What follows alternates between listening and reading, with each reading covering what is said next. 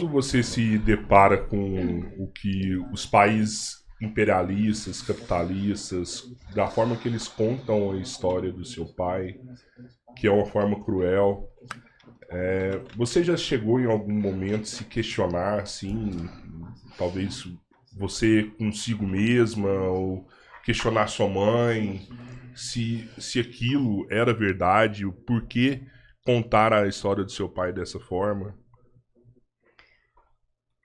Yo aprendí desde muy joven quién era el enemigo de mi pueblo.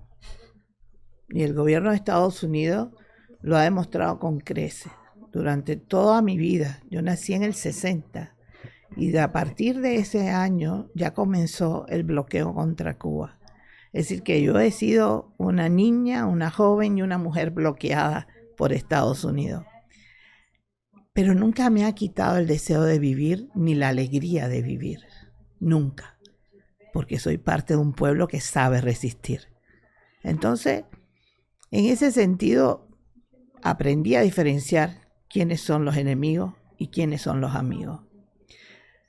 Y lo interesante de esto es que desde muy joven tú te preparas también para resistir. Yo digo siempre que yo soy pichón de comunista, soy militante del Partido Comunista Cubano, pero no soy tonta. Sí, a mí me gustan las cosas buenas, me gustan las cosas bonitas. Yo no soy idiota, ¿no? Pero mi vida no puede girar alrededor de esas cosas. Y si logro tener algo, lo comparto. Y eso me da más satisfacción todavía. Y es un sentimiento que a veces la gente no logra entender.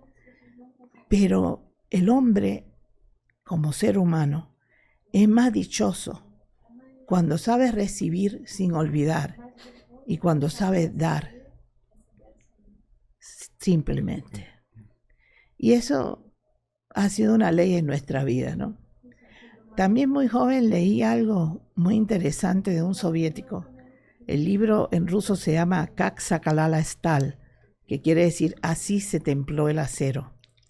Y es un libro a veces difícil el inicio de leer, pero vale la pena hacerlo, porque el autor pone en boca de su protagonista una frase interesantísima. Él dice: hay que vivir de forma tal que al morir no sientas dolor por los años pasados en vano. Y eso ha sido una ley en mi vida desde que leí ese libro. Hay que vivir a plenitud y dar lo mejor que uno tiene durante esa vida para que no sientas dolor por las Para cosas que no você não pudiste sinta hacer. dor ou remorso nas coisas que você não conseguiu fazer durante a vida.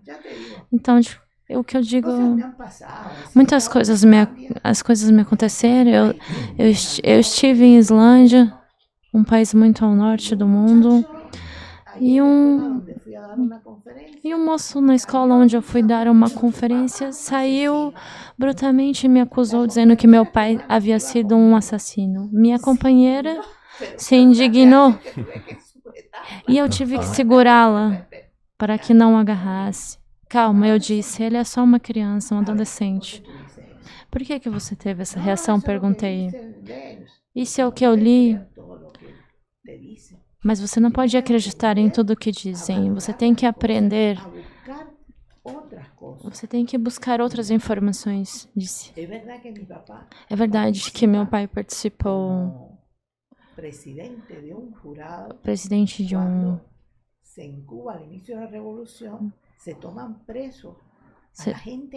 É verdade que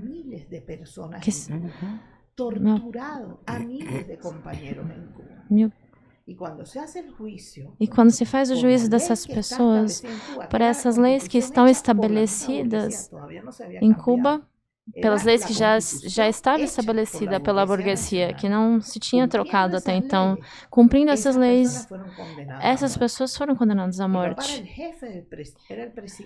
E meu pai foi o presidente do tribunal. E ele cumpriu a sentença que o povo determinou. Foi um julgamento público, está gravado. Podem buscar se quiser, está todo gravado.